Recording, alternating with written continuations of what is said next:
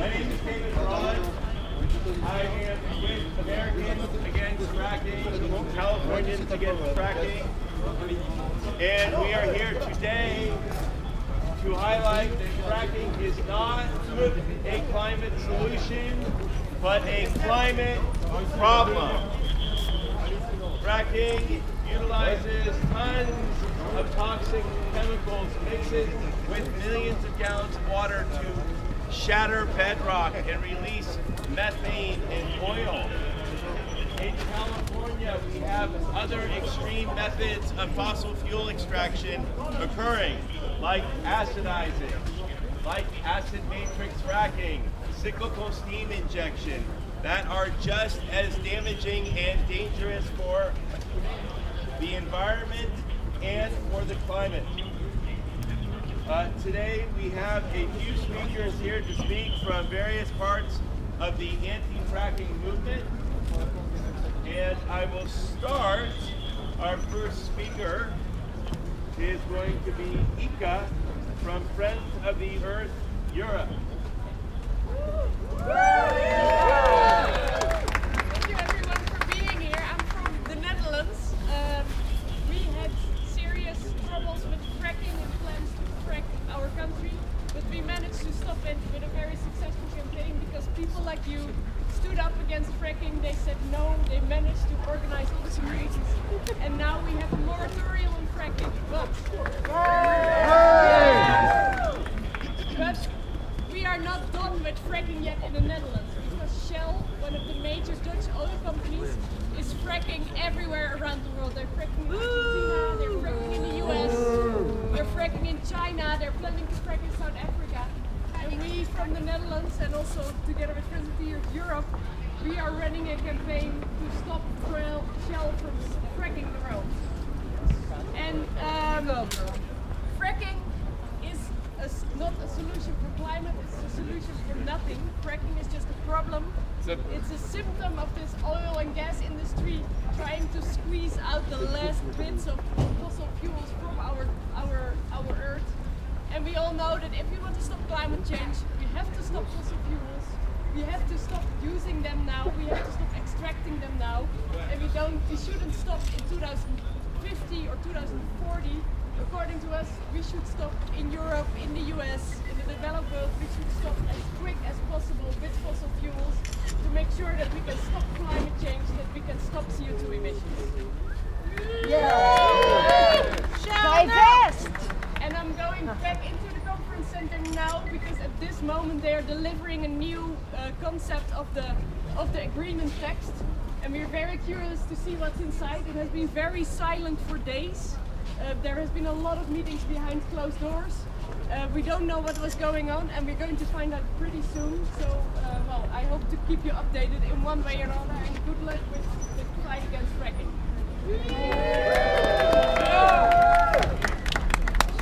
All right, excellent. Our next speaker is Hein O'Connor from Mercy International. Hein. Good afternoon, everyone. My name is Sister Anya O'Connor. I'm from the Sisters of Mercy, Mercy International Global Action. The Sisters of Mercy have members on the ground in 40 countries worldwide. From the fertile and vibrant communities of Rio Negro in Argentina, to the towns of Pennsylvania in the US, to the farmlands of Chinchilla, Australia, we are hearing and heeding the cry of persons and earth impacted by fracking. What do we say to the 7-year-old child whose ears now bleed, who has difficulty breathing as a result of living near a gas field? To the mother who must travel miles to the town in order to have her doctor review and treat her child objectively for gas-related medical conditions? To the farmer who has no voice when his government, when his borehole has run dry and he can no longer farm, and to his family who cries out in desperation after he takes his own life. These cries of people and earth are our shared concern today, because we believe and insist on the dignity and the promise of abundant life for all. We deplore governments and climate leaders' failure to stop fracking as an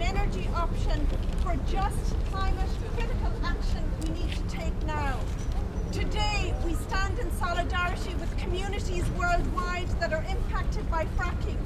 We lament the reality. And with Pope Francis, we join and say it is now or never for the international community to start effectively curbing climate change.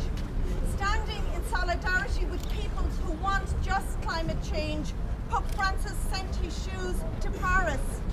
Today we call on world leaders and governments to take off your shoes because we are standing on holy ground. Listen to the people and earth calling on you to ban fracking. World leaders don't frack. Governor Jerry Brown, world leaders don't frack. World leaders don't frack! World leaders don't frack! World leaders don't frack! World leaders don't frack! World leaders don't frack! We must reject false, toxic, tragic solutions to climate change.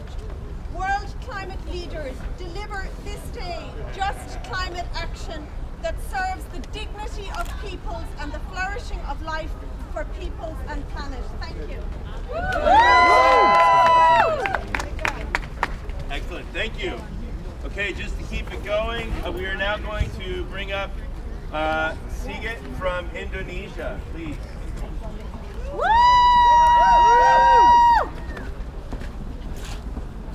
Hello, my name is Sigit. I'm from Indonesia. I'm working with... Hello, my name is Sigit. I'm from Indonesia. I'm working with KRUHA, People's Coalition for the Rights to Water. Now we are entering the era of when the people... I'm so sorry to interrupt everybody.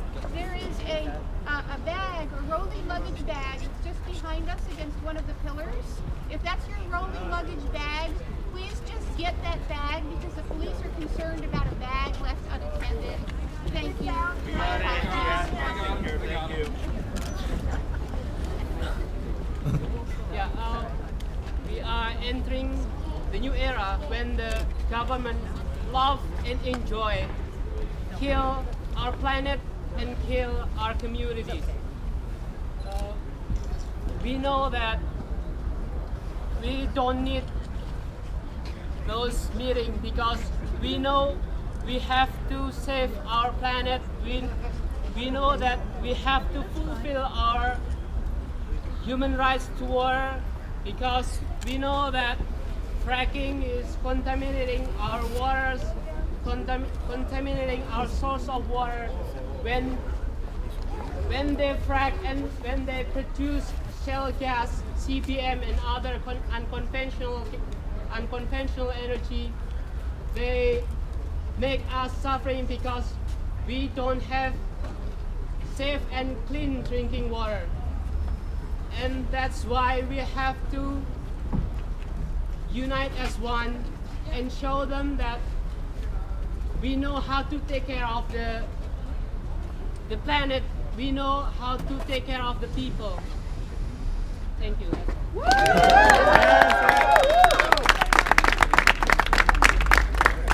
And that's right. What do we want? No fracking. No fracking. When do we want it? Now! What do we want? No fracking! When do we want it? Now! What do we want? No fracking! When do we want it? Now! What do we want? No fracking! When do we want it? Now! What do we want? No fracking! When do we want it? Now! Yes! All right. It's someone who definitely knows what it's like to experience life with fracking is Candy Mossett from the Indigenous Environmental Network.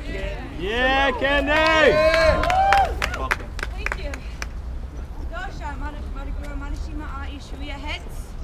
Hello, relatives. My name is Eagle Woman.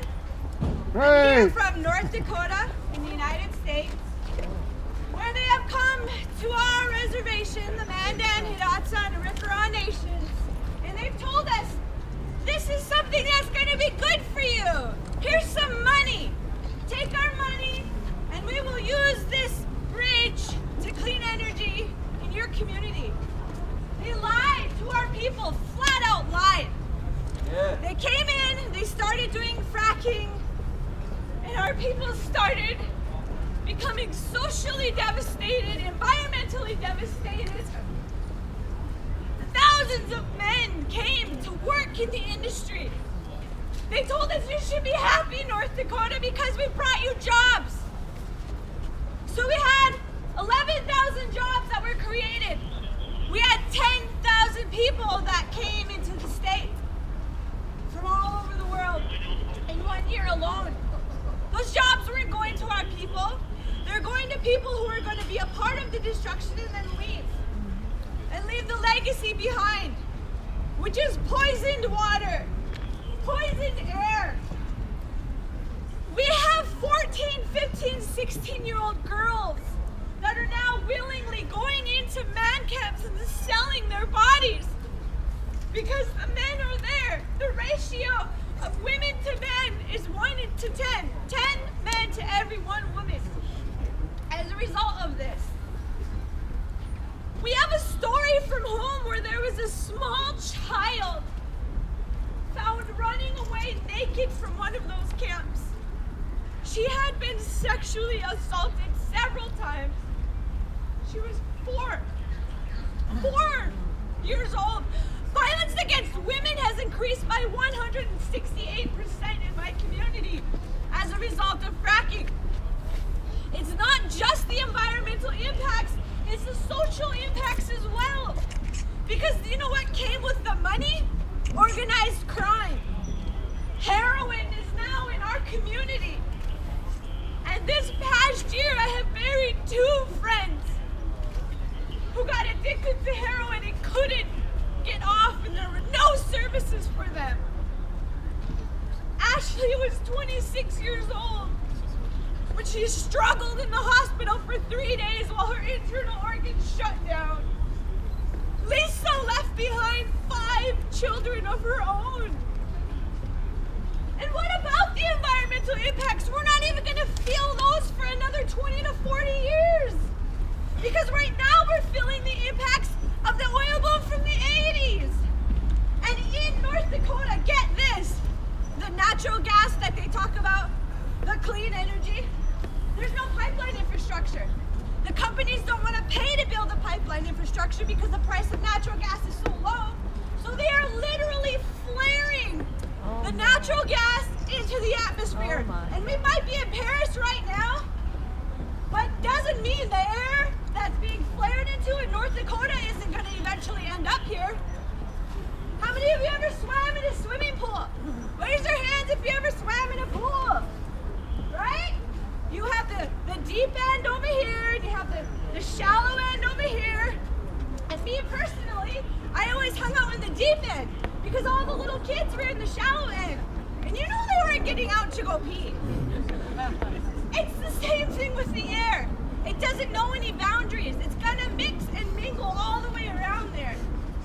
Right now, there is enough natural gas going into the atmosphere to heat 500,000 homes. How is that something that's a solution? And what are they doing at this COP21? They're telling us, let's look at REDS projects. Do you understand how that connects to fracking? This is how it connects to fracking. They will go into an indigenous, poor person of color community in some other country in the Amazon, in Peru, Brazil, Africa. They'll kick them out of their forest, they'll save that tree so they can sequester that carbon in that tree. They'll buy a credit. They'll come to my community in North Dakota and say, hey, we have this carbon credit, so now we can frack the crap out of your people because we have taken care of it elsewhere. This is the solution being offered here by these people on the inside in this sterile environment. And we are here, indigenous communities, frontline communities, to say no more. We have the answer. Whoa. It's common sense. Keep it in the ground. Keep it in the ground. Keep it in the ground. Keep it in the ground. Keep it in the ground. We have a message. Frontline communities, listen to us. Don't be confused. It's not that Use your common sense, okay? There's a balance to everything, and once the balance is disrupted, we end up where we are here. This has to do with women as well. How many women do you see walking around making the decisions in there? Because I have seen a lot of older white men in business suits making decisions on behalf of my 2-year-old daughter that I had to leave behind so that I could come here and speak on her behalf. There's decisions that are being made by people that won't even be around by the time she is dealing with what they're doing to us. And so again, I leave you with the one message of common sense. Keep it in the ground. Because we're tired of being sacrificed. We are not here to provide your energy so that we can die. And as a cancer survivor, I know what it feels like to have to go through that, and I don't want anyone else to go through that. Paris has a ban on fracking, but they're under great pressure to frack here in Paris. Fracking is happening all around. Suez is trying to get in here and frack all of you guys. Anybody, take it from me. You want me to come and tell you what I've dealt with and show you the pictures? I'll do that. Please, listen to us as we plead. Keep it in the ground. Keep it in the ground. Keep it in the ground. Keep it in the ground. Keep it in the ground. Keep it in the ground.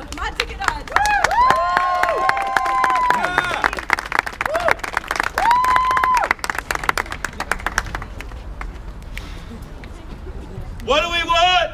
A ban on fracking! When do we want it? Now! What do we want? A ban on fracking! When do we want it? Now! What do we want? A ban on fracking! When do we want it? Now! What do we want? A ban on fracking! When do we want it? Now! What do we want? A ban on fracking! When do we want it? Now! It is with great pleasure I bring up this next speaker, Diego, who's fighting fracking in South America, is one of my heroes. Diego, it's good to see you, brother.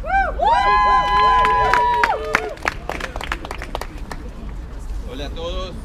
Thank you for having me here. Thank you for letting us share our fight. We've been fighting fracking for 4 years. We've known oil and gas conflicts and consequences for longer. As the compañera that was putting it earlier, we've seen a surge in prostitution, in drug abuse, environmental conflicts. Oil and gas companies coming into shanty towns, drilling beside schools, beside houses that don't have gas, don't have access to potable water. We have seen violence, we have seen a change in our laws to encourage profit. We have seen how our judiciary system is being betrayed, how the agreements are being put. The final decision is being called in the International Chamber of Commerce here in Paris. Our sovereignty as people, as working class, is being destroyed. This is done for the profit of the people, they say. But they really know that after more than 30 years of neoliberal regime of keeping the profits for the 1%, for keeping us the 99% above, we know that we have to fight. We got 45 local bands in Argentina. We are really proud of that.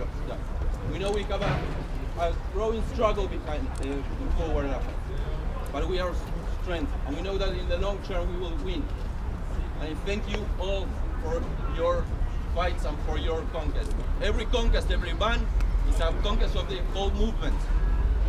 I thank you all for your fight, and I hope that we can join again. Thank you. Thank you.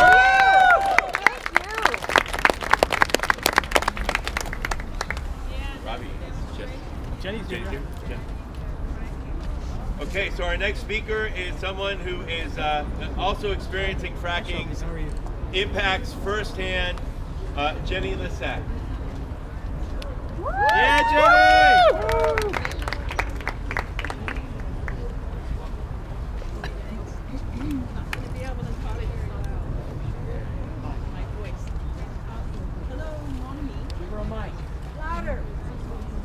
Okay. So I won't be able to yell very loud.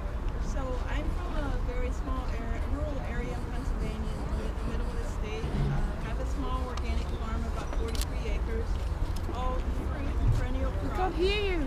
This has got a voice gone. Someone needs to repeat what she says. Well, first Somebody saw needs to fracking interpret. when the invasion of the white pickup trucks in our area. And then when I first heard about it, I thought, what? They're going to do what? They're going to inject chemicals down to the aquifer? How insane is that? And then I started to hear more about the fracking. I went to the Oil and Gas Summit in 2010 and learned about the health harms and frack sand and what people are dealing with frack sand and property values. And I came home from that and it got very, very personal. The day after I got home, my water was contaminated from the very first well in our township. Quite a shocker. And I had to, since we have a farm, I had an irrigation tank and I would use that to water our blueberries. So I had to go down the road about 3 miles with that tank, wait for about 2.5 hours to fill up with my neighbor's garden hose, and I was mad.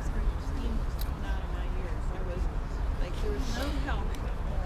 And after about 2 months, our Department of Environmental Protection investigated it, and much to my shock back then, they said, oh, it wasn't the gas well.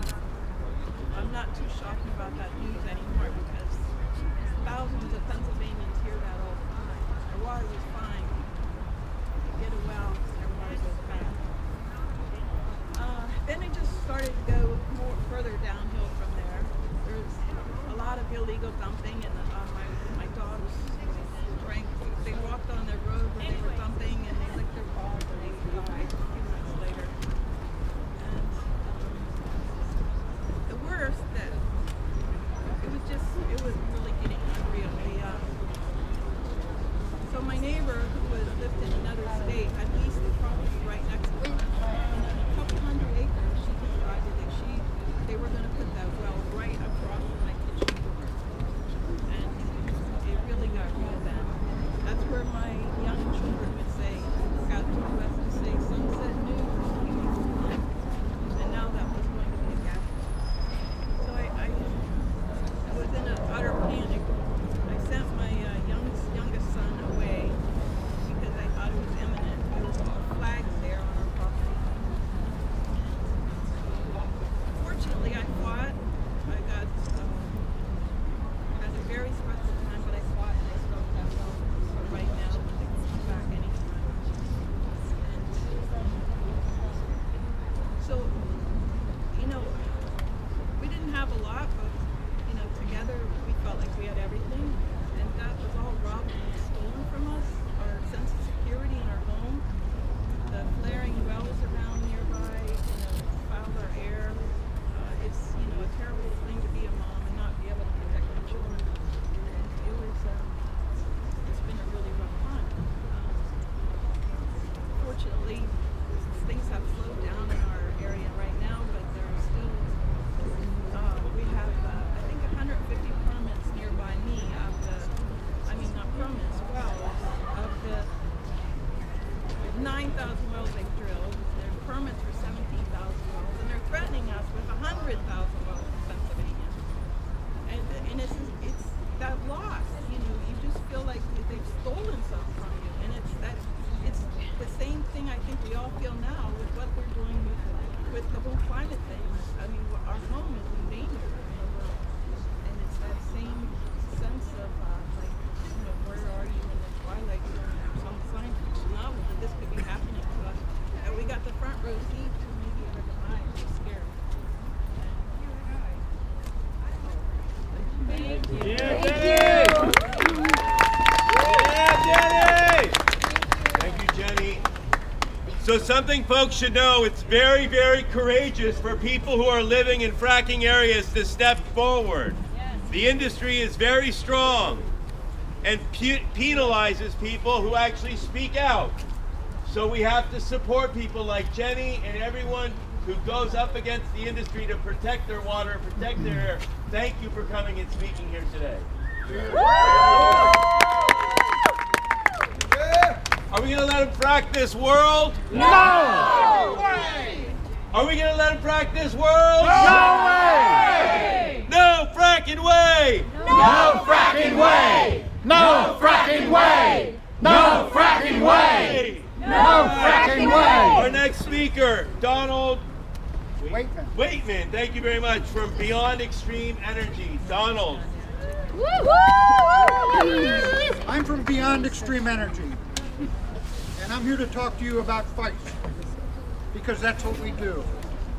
Before I get started, I want to give a shout out to the people in California for trying to force Governor Brown to honor his commitment to climate leadership and do the right thing by stopping fracking. And I want to give another shout out to the people in New York and throughout New England who have gotten Governor Cuomo to ban fracking in New York and who are now fighting the good fight against pipelines.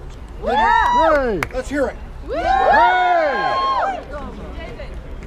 We fight one front in this battle. We fight to cut off the flow of frack gas through the pipelines in the United States by cutting off the federal agency that approves those pipelines. We're trying to get it. This agency is in bed with the industry, and we're trying to yank it out of bed. We do this by blockading it, by disrupting its meetings, by using other direct action, everything from holding circuses in the street to blocking the streets around the agency. We do this to end its business as usual. We're only in business to fight, and we're only in business to fight with frontline communities. We work with them. We work with them when they come to Washington. We go back to their homes and communities and work with them there. I can speak as somebody who spent a lot of time on the train going up and down the East Coast talking to people. We will continue the fight until federal fracking policies are turned around. We will continue the fight until new pipes rust in the warehouses. We will continue the fight until the gas stays in the ground. We will continue until the whole world is truly on the path to energy democracy and a clean, green, and sustainable future. Thank you for being here, and thank you for fighting.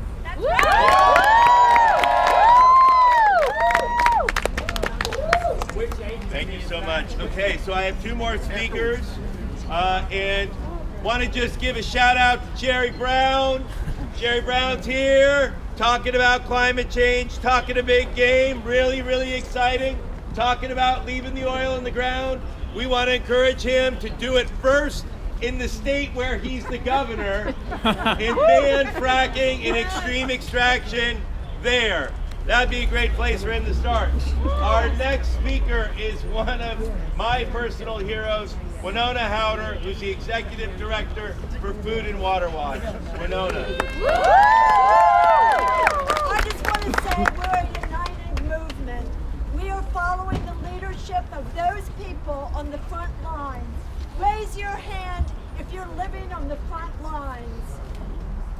We are not going to let absurdities like this conference and the fact that we can't even legally have signs, that we have to go through a police state to be able to hold a demonstration that is peaceful, and we're the people who are being affected by these energy policies are trying to speak.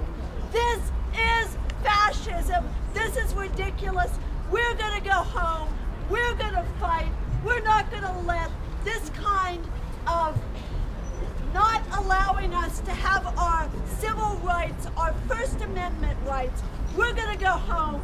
I pledge that we're going to work to do everything we can to stop these trading schemes, these carbon trading schemes that are affecting people's lives, and to stop fracking, keep it in the ground, ban fracking now, a united movement.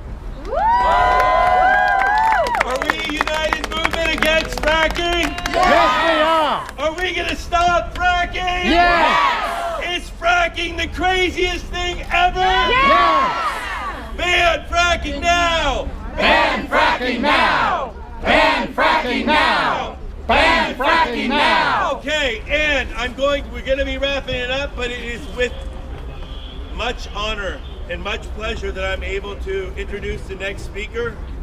Casey Camp Ornick, will you please step forward and close out the rally for us today?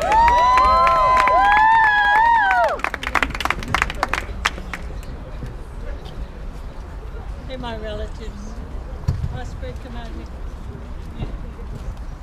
I saw one of my young men here from the tar sands resistance in Oklahoma that we worked with on stopping Keystone XL. So wherever you are, young man, I love you. And all of you who work towards stopping Keystone XL, raise your hand. Yeah. All right. Oklahoma, in the occupied territory called the United States of America. I'm a Ponca woman. I live in an area of fracking where we have become the earthquake capital of the world. This year alone, we have had 5,000 earthquakes in Oklahoma. 5,000 times the earth has shuddered because her bones are being crushed and manipulated.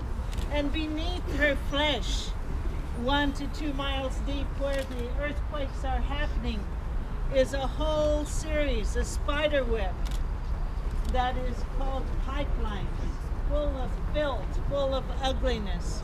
Every day when the earth shakes there, every day when she reminds us of her life, then her waters, the blood of her systems are also poisoned. Within my territory of the Ponca Nation, in a small north central area, we've had 6 fish kills in the Salt Fork River because of fracking. And so my children, my grandchildren, my sons, my companion cannot go down and fish, cannot be in that water because of the pitiful state of the water there. Where my relatives live in California there, they are in a drought that's been going on for so many years that the earth is sinking and cracking because the frackers are sucking the water from deep beneath the earth into those very deep aquifers that are to sustain the generations to come. So we hold them responsible. We hold them responsible for making the decisions for the 7 generations to come. That's us. That is our philosophy. That is our way of understanding that for 7 generations behind us, those have prayed us into being. Those have cared for our mother, the earth. Those who have cherished the seeds that gave the life to the plant.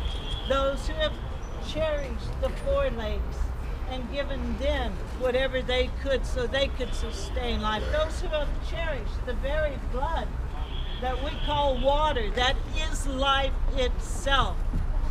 So we need to realign ourselves to understand what is power. What is power? It's not human beings. Each one of us together can make a difference. All of us together can collectively change what is.